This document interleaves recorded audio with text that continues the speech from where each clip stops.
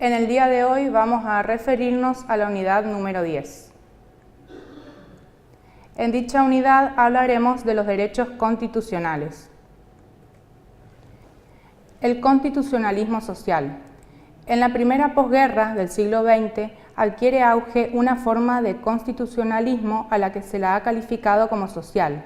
El constitucionalismo social se maneja con una pluralidad de lineamientos que podemos clasificar así. Inclusión en las constituciones formales de una declaración de derechos sociales y económicos que abarcan el ámbito de la educación, la cultura, la familia, el trabajo, la asociación, etc.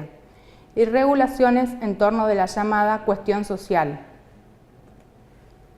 El constitucionalismo social considera que el Estado debe estructurar y promover un orden económico justo que permita el acceso de todos los hombres a las fuentes de trabajo y de producción y que haga posible una distribución equitativa de las riquezas y de los bienes de producción y de consumo. De allí las pautas constitucionales sobre el derecho de propiedad. Todas las referencias a la promoción y planificación social y económica, a la integración, al desarrollo, etc., se orientan en esta línea, siempre que encuadren en un espacio suficiente de libertad. Derecho a trabajar en el artículo 14 de la Constitución Nacional. La Constitución Histórica de 1853 no omitió consignar entre la tabla de derechos básicos enumerados en el artículo 14 a todos los habitantes y en el 20 a los extranjeros el derecho de trabajar. El trabajo es una actividad humana en la que el hombre empeña y compromete su dignidad. El valor del trabajo proviene del valor del hombre que lo realiza. El trabajo no es una mercancía, sino una conducta humana. En el trabajo se vuelca en mérito aquella dignidad personal, la vida, la salud, la energía, la subsistencia y la seguridad del hombre. Artículo 14 bis, Pacto de San José de Costa Rica, el Pacto Internacional de Derechos Económicos, Sociales y Culturales. El artículo 23 del Pacto de San José de Costa Rica consigna que todos los ciudadanos deben gozar de los siguientes derechos y oportunidades. En primer lugar, de participar en la dirección de los asuntos públicos, directamente o por medio de representantes libremente elegidos, de votar y ser elegidos en las elecciones periódicas, auténticas, realizadas por el sufragio universal e igual, y por voto secreto, que garantice la libre expresión de la voluntad de los electores. Y C, de tener acceso en condiciones generales de igualdad a las funciones públicas de su país. El artículo 25 del Pacto Internacional de Derechos Civiles y Políticos guarda marcada analogía con la norma transcripta del Pacto de San José. El Pacto Internacional de Derechos Económicos, Sociales y Culturales prevé en su artículo 6 el derecho a trabajar, comprensivo del derecho de toda persona de tener la oportunidad de ganarse la vida mediante un trabajo libremente escogido o aceptado. El artículo 14 bis y el derecho individual del trabajo. Nuestra Constitución formal ha complementado el enunciado del derecho de trabajar del primitivo artículo 14, con los del artículo 14 bis a partir de 1957. En lo que hace a los derechos del hombre en razón del trabajo, en su primera parte establece: el trabajo en todas sus formas gozará de la protección de las leyes, las que asegurarán al trabajador. En primer lugar, condiciones dignas y equitativas de labor, una jornada limitada, descanso y vacaciones pagadas, retribución justa, salario mínimo vital y móvil, igual remuneración por igual tarea, participación en las ganancias de las empresas con control de la producción y colaboración en la dirección, protección contra el despido arbitrario, estabilidad del empleado público, organización sindical libre y democrática, reconocida por la simple inscripción en un registro especial. Lo primero que observamos es que el trabajo tiene y debe tener tutela. Esa tutela surge directa y operativamente de la Constitución y debe depararla la ley. La ley debe necesariamente asegurar todo lo que el artículo enumera: De aquí surge que la competencia le incumbe al Congreso con ejercicio obligatorio y que estamos ante lo que cabe denominar zona de reserva de ley, por lo que el Poder Ejecutivo no puede asumirla ni intransferirla salvo potestad reglamentaria.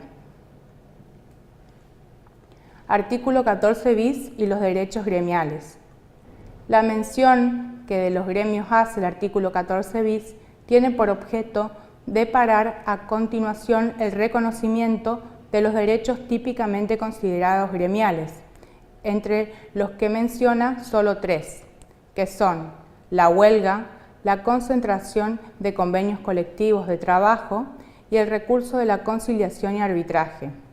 Los demás derechos que pueden rotularse como gremiales merecen ampararse en los derechos implícitos del artículo 33 y en el derecho internacional de los derechos humanos, que integran nuestro derecho interno.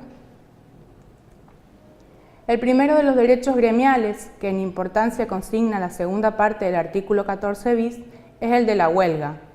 La huelga apareció en el horizonte del mundo jurídico como una abstención colectiva de trabajo, que hizo su encuadre en los conflictos o movimientos colectivos de trabajo. El abandono del trabajo tiene que ser plural para revestir la naturaleza de la huelga. Los sujetos de la huelga son el sujeto activo, que declara y conduce la huelga, y el sujeto pasivo, que participa en la huelga. Al primero lo llamamos sujeto declarante y al segundo sujeto participante. En cuanto a los efectos de la huelga en cada contrato individual de trabajo, corresponde advertir que la huelga no produce automáticamente la ruptura de la relación laboral, sino solamente la suspende. La huelga, declarada ilegal, autoriza al empleador a poner en mora a los trabajadores participantes, intimándoles al retorno del servicio y, en caso de persistencia en el abandono, a despedirlos con justa causa. Mientras la relación laboral esté suspendida por ejercicio de huelga, el empleador no está obligado a abonar la retribución porque no hay contraprestación de servicios. Si la huelga es ilegal y practicada la intimación patronal para reanudar las tareas, el personal no se reintegra, el empleador puede despedir a algunos y no a todos, despedir a todos o bien reincorporar luego solo a algunos. Artículo 14 bis y la seguridad social. La tercera parte del artículo 14 bis está dedicada a la seguridad social. Se entiende por seguridad social la protección y cobertura de los riesgos comunes a todos los hombres, como enfermedad, vejez, desempleo, muerte, accidente, etc. La protección y cobertura de esos mismos riesgos con respecto a los trabajadores. Entre estos dos aspectos, la nota distintiva radica no tanto en las contingencias amparadas, sino más bien en los sujetos a quienes se ampara, que como queda expuesto, son todos los hombres en el inciso A y solamente los trabajadores en el inciso B. Protección integral de la familia. La tercera parte del artículo 14 bis infine está dedicada a la protección integral de la familia, mediante la defensa del bien de familia, la compensación económica familiar y el acceso a una vivienda digna. El bien de familia, en cuanto supone un inmueble donde habita el núcleo familiar y al que se rodea de determinadas seguridades en razón de su destino de vivienda doméstica, se relaciona con el acceso a una vivienda digna. Pero este último enunciado va más allá de su carácter programático, porque obliga al Estado a procurar mediante políticas diversas que todos los hombres pueden obtener un ámbito donde vivir decorosamente, sean o no propietarios de él, tengan o no convivencia familiar.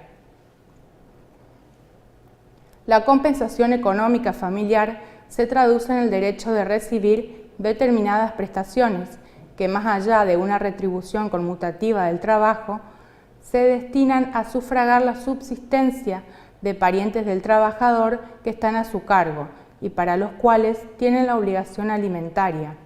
Su forma más común es el salario familiar o la asignación familiar. que complementa al salario estrictamente retributivo. La propiedad en la Constitución argentina. El artículo 14 consigna entre los derechos subjetivos el de usar y disponer de su propiedad.